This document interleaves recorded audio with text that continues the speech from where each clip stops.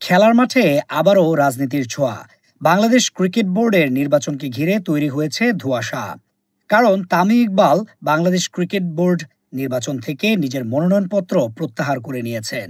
ঘটনার সূত্রপাত হয়েছিল তামিম সমর্থিত প্যানেল থেকে একটি সমঝোতা করা হয়েছিল প্রথমে, যেটি ছিল তামিম সমর্থিত প্যানেল থেকে ৯ জন বোর্ড ডিরেক্টর হবেন এবং ক্রীড়া উপদেষ্টার পছন্দের প্যানেল থেকে ৩ জন বোর্ড ডিরেক্টর হবেন।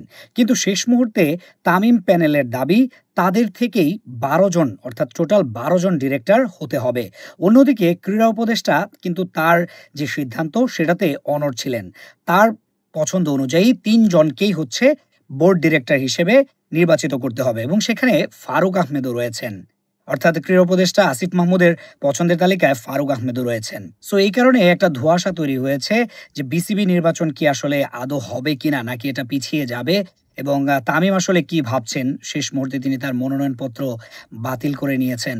সো এখন আসলে কিছুই বলা যাচ্ছে না, বাট আসলে আমরা অবশ্যই চাই ক্রিকেট বা খেলার জগৎটা আসলে রাজনীতি মুক্ত থাকুক।